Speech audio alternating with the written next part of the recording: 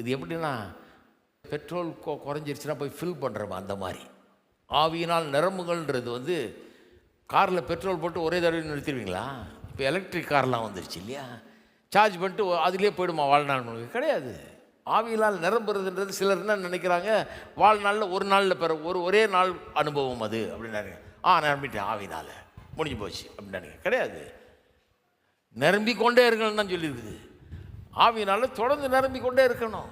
அப்போ ஆய் போகிறப்ப இன்னும் கொஞ்சம் ஏற்றணும். ஹலோ, இருக்கிறீங்களா?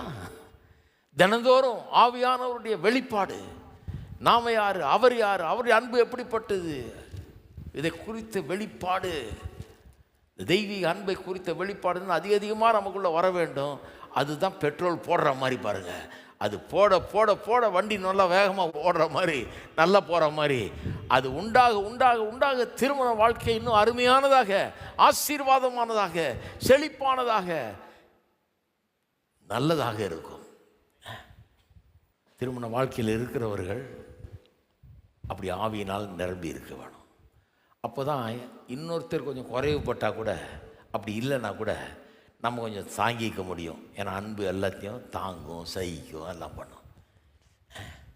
ஆனால் நம்ம எப்படி ஆயிடுறோம்னா, நம்முடைய வாழ்க்கை துணை தான், கணவனோ மனைவியோ, நம்முடைய வாழ்க்கை துணை தான் நம்முடைய அன்புக்கே அங்கே தான் பெட்ரோலே போடுறோம்.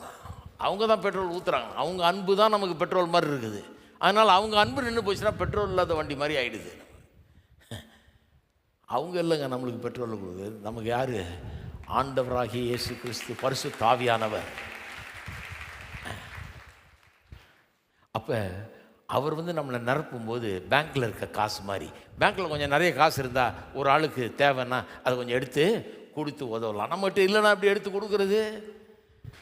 அப்போ நமக்குள்ளே அந்த அன்பு பிரவாகித்து ஓடும்போது, நிரப்பும் போது, ஆவியினால் நம்ம நிரம்பி இருக்கும்போது, இன்னொருத்திட்ட கொஞ்சம் குறைவுபட்டாலும் அது தாங்கிக்கிட்டு பரவாயில்ல, நம்ம இன்னும் கொஞ்சம் அதிகமாகி கொடுக்க முடியும்.